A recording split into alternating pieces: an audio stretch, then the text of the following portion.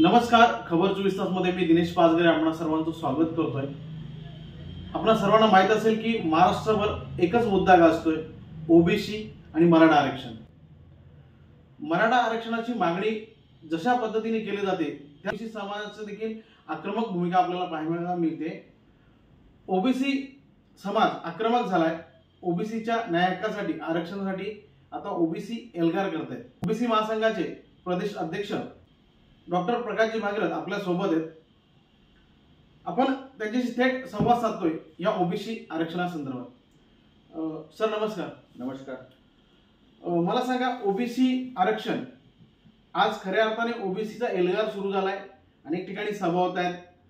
मंत्री ओबीसी नेते छगन भुजबळ यांच्या माध्यमातून देखील एल्गार सभा घेतल्या जात आहेत. त्या आरक्षणासंदर्भात तुम्ही काय सांगाल?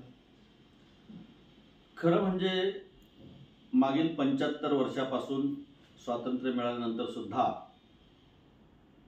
ओबीसींना त्यांच्या हक्काचं जे मिळालं पाहिजे, कलम 340 अंतर्गत 15(4) आणि 16(4) नियमानुसार ओबीसींना त्या ठिकाणी त्यांच्या संख्येप्रमाणे 52% आरक्षणाची तरतूद घटनेत आहे. परंतु घटनेत दिलेली तरतूद असून सुद्धा या ठिकाणी जो काही मागच्या काळामध्ये मंडळ आयोग लागू केला आणि त्या मंडळ आयोगाला इंदिरा साहनीने जे चॅलेंज केलं आणि कोर्टाने दिलेला जो निर्णय आहे त्या निर्णयामुळं 50%चं असंविधानिक लॉकिंग त्या ठिकाणी टाकण्यात आलं आणि त्यामुळं ओबीसीचं आरक्षण हे 52%वरून ऐवजी 27.5% इतकं देण्यात आलं.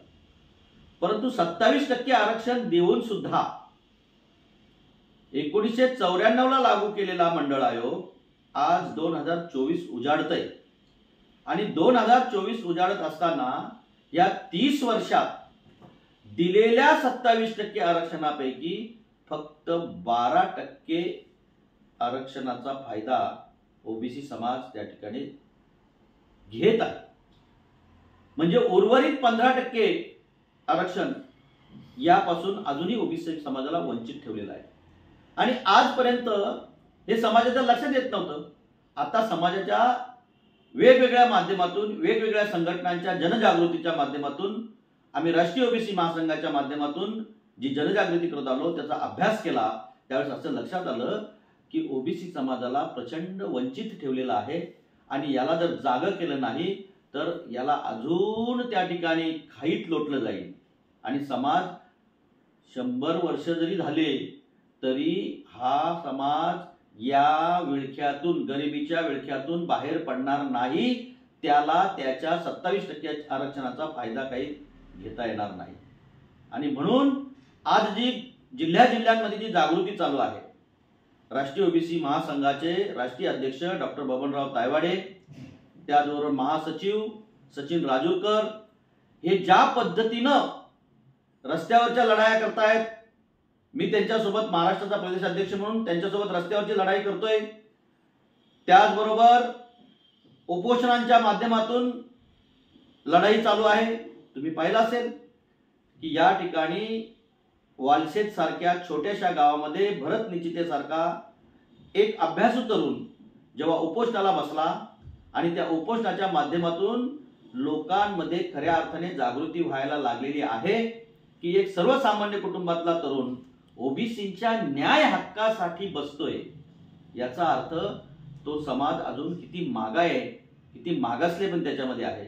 आणि हे मागासले पण जर काढायचं असेल तर केवळ 27% आरक्षणावर नाही तर 15(4) आणि 16(4) नुसार त्या ठिकाणी त्या समाजाला मिळणारं 52% आरक्षण हे संसदेतून घटना म्हणजे त्या ठिकाणी चर्चा होऊन घटना दुरुस्ती करून 50%चं जे सिलिंग आहे, म्हणजे एका बाजूला तुम्ही 370 कलम लावू इच्छिता, एका बाजूला तुम्ही 356 ची चर्चा करता, दुसऱ्या बाजूला तुम्ही जो ओबीसी समाज एवढ्या मोठ्या प्रमाणात आहे, 52 ते 60% या देशामध्ये आहे, राज्यांमध्ये आहे. बरं, यापैकी 21 राज्य जी आहेत ती राज्य ओबीसींना त्यांच्या संख्येनुसार त्यांचं आरक्षण देत आहेत. त्यांच्या संख्येनुसार त्यांचं त्या ठिकाणी मोठ्या प्रमाणामध्ये त्यांच्या ज्या योजना आहेत त्या राबवत आहेत. पण महाराष्ट्र हे पुरोगामी राष्ट्र आहे. महाराष्ट्र हे असं सक्षम राष्ट्र आहे आणि सक्षम राष्ट्र असताना सुद्धा महाराष्ट्रात मात्र ओबीसींकडे दुर्लक्ष का केलं जात आहे, यातून या राज्यकर्त्यांवर मोठी शंका यायची सुरुवात झालेली आहे. कालच विधानसभेमध्ये देखील हा खूप चर्चेत आला मुद्दा आणि हा संपूर्ण महाराष्ट्राचा एक विषय बनलेला आहे. मीडिया असेल, सोशल मीडिया असेल, याच्यावर जोरदार चर्चा सुरू आहे. असं असताना ठाणे जिल्ह्यात देखील ओबीसी समाज आक्रमक आता एल्गार सभा घेतोय आणि येत्या 17 तारखेला देखील एक मोठी सभा होते. याबद्दल काय सांगाल? सभेचं कारण तेच आहे की एका बाजूला एक विशिष्ट समाज की जो सक्षम समाज आहे तो म्हणतो की आम्हाला ओबीसीतून आरक्षण द्या आणि ते सुद्धा 50%च्या आतच द्या. त्यांची मागणी ऍक्च्युली त्यांनी जर मागणी केली की जातनिहाय जनगणना करा आणि संख्येनुसार आरक्षण द्या, तर आम्हीही त्यांच्यासोबत त्यांच्या आंदोलनामध्ये सहभागी होऊ, ही मागणी करणं गरजेचं आहे. पण त्यांची मागणी आहे की आम्हाला तुम्ही कुणबी प्रमाणपत्र देऊन ओबीसी मधून आरक्षण द्या आणि ते पण 50%च्या मर्यादेच्या आत द्या. आता घटनेनुसार 50% मर्यादेच्या आत त्यांना आरक्षण देणं हे शक्य आहे का? शक्य नाही.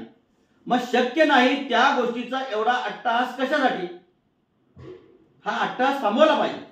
मग शक्य नाही त्या गोष्टीचा अट्टहास करण्यापेक्षा तुम्ही सरकारला वेगवेगळे अल्टिमेटम आजपर्यंत देत गेले. 24 तारखेची डेडलाईन तुम्ही त्या ठिकाणी दिलेली आहे. तुम्हाला जर वाटतं की तुमचाही समाज सक्षम व्हावा, तुमच्या समाजाबरोबर राज्यातला इतर समाज सुद्धा सक्षम व्हावा, त्याच्यावर अन्याय होऊ नये असं जर तुम्हाला वाटत असेल तर तुम्ही राज्य सरकारकडे जातनिहायची जनगणनेची मागणी करणं गरजेची आहे. का जी मागणी केल्यामुळं बिहार सरकारने नितीश कुमार आणि तेजस्वी यादव यांनी बिहारची जातनिहाय जनगणना केली. केवळ जातनिहाय जनगणना केली नाही तर जनगणनेच्या प्रमाणामध्ये त्यांनी त्या लोकांना न्याय द्यायला सुरुवात केली. मग हे महाराष्ट्रात शक्य नाही का?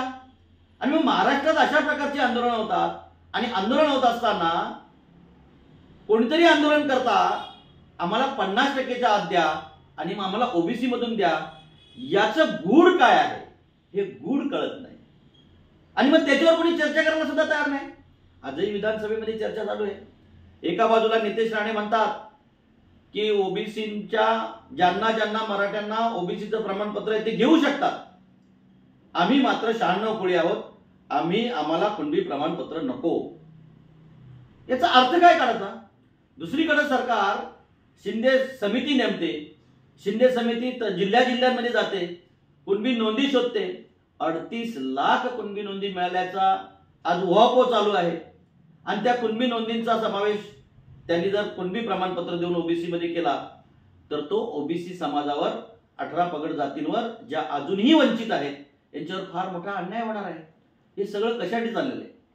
कालच जितेंद्र आव्हाड साहेबांनी विधानसभेमध्ये यावर चर्चा करताना स्पष्ट सांगितलं की अशा प्रकारची आंदोलनं, मराठा आंदोलन 2019लाच का चालू झालं, 2013लाच का चालू झालं, त्यानंतर आता 2023लाच का चालू झालं?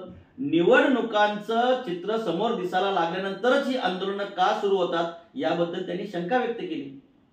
आणि दोन्ही बाजूला, एका बाजूला ओबीसी समाज लढतो, दुसऱ्या बाजूला मराठा समाज लढतो. दोन्ही समाज लढत असताना दोन्ही बाजूला आश्वासन दिली जातात की त्यावर तिकडे तुम्हाला आरक्षण दिलं जाईल असं सांगितलं जातं, तर दुसऱ्या बाजूला ओबीसीच्या आरक्षणाला धक्का लावला जाणार नाही असं सांगितलं जातं. मग सरकार अशी फसवणूक का करतं?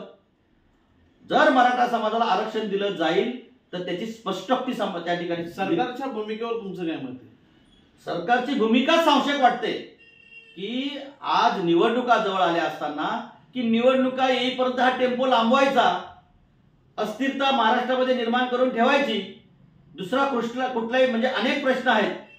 नोकऱ्यांचा प्रश्न आहे, महागाईचा प्रश्न आहे, शेतकऱ्यांच्या अवकाळी पावसाचा प्रश्न आहे, कापसाच्या भावाचा प्रश्न आहे, इतरही अनेक प्रश्न आहेत.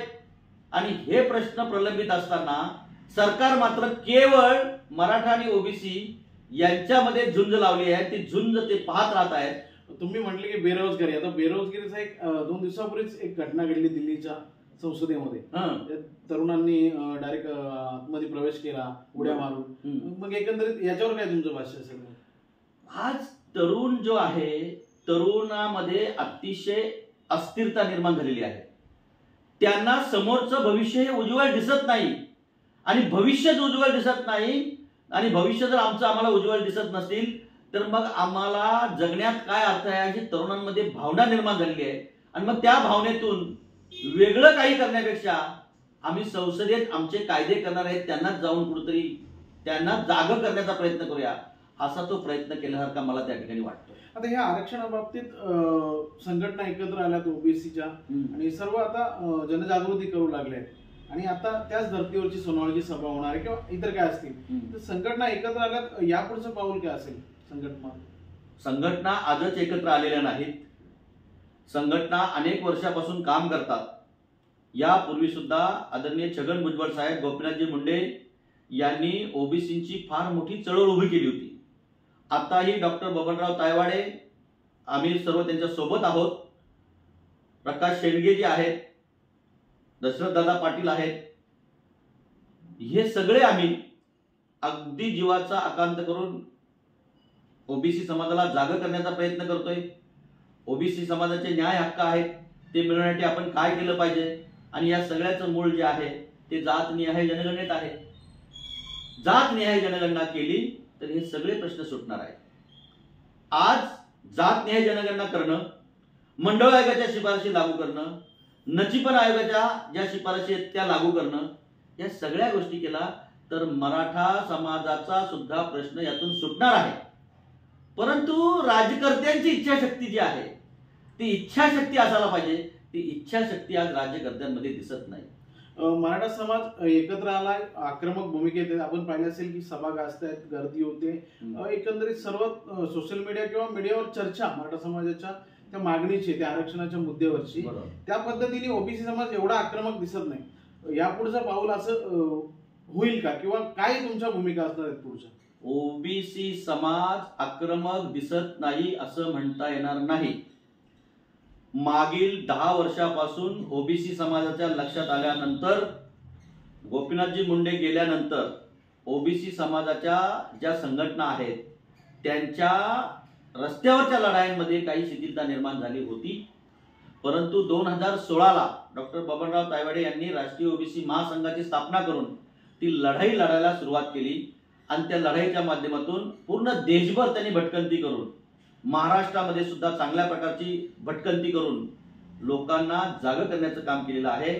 आज तुम्ही पाहिलं असेल की ठाणे जिल्ह्याच्या संपूर्ण तालुक्यांमध्ये ओबीसीची आंदोलनं झाली. पालघर जिल्ह्यामध्ये सुद्धा आंदोलन झालं. देशामध्ये आजही, कालच एक चिमूर या ठिकाणी, चंद्रपूरच्या त्या ठिकाणी अन्नत्याग आंदोलन चालू होतं. कालच त्याची समाप्ती झाली, कारण ओबीसी बहुजन मंत्री अतुल सावे यांनी ओबीसी संघटनांना बोलून घेतलं. ज्या 29 सप्टेंबरला मुख्यमंत्र्यांनी शब्द दिला होता त्या 10 मागण्यांपैकी 8 मागण्या त्या ठिकाणी त्याची पूर्तता केली. ज्या काही सारथी, बार्टी, टार्टी, महाज्योती यांना जो निधी होता तो या अर्थसंकल्पामध्ये त्याची चांगल्या प्रकारची भरीव तरतूद करून ओबीसी समाजाला न्याय मिळेल अशा प्रकारची व्यवस्था करायला त्या ठिकाणी सुरुवात केलेली आहे.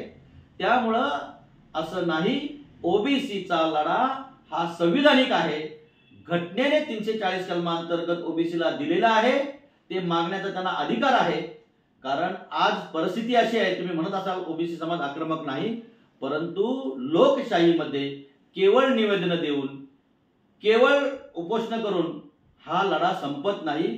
त्याकरता रस्ते तापवायला लागतात, आंदोलनं करावी लागतात, सरकारला रेटा लावावा लागतो, आणि ते रेटा लावण्याचं काम ओबीसी संघटना मोठ्या प्रमाणात त्या ठिकाणी करत आहेत. तुमचा गैरसमज आहे, मला वाटतं मीडियाचं ओबीसी संघटनांच्या याच्याकडे दुर्लक्ष आहे. ज्या पद्धतीनं इतर आंदोलन चालू आहे त्या आंदोलनाला मीडिया इतक्या मोठ्या प्रमाणात उचलून धरतं की जे आंदोलन असंविधानिक आहे, आणि ओबीसी संविधानिक पद्धतीने लढा देतोय त्याचं मात्र मीडिया कुठेतरी छोटंसं दाखवतंय. याचा अर्थ मीडियाचं दुर्लक्ष आहे असा माझा तुमच्या मीडियावर आरोप आहे.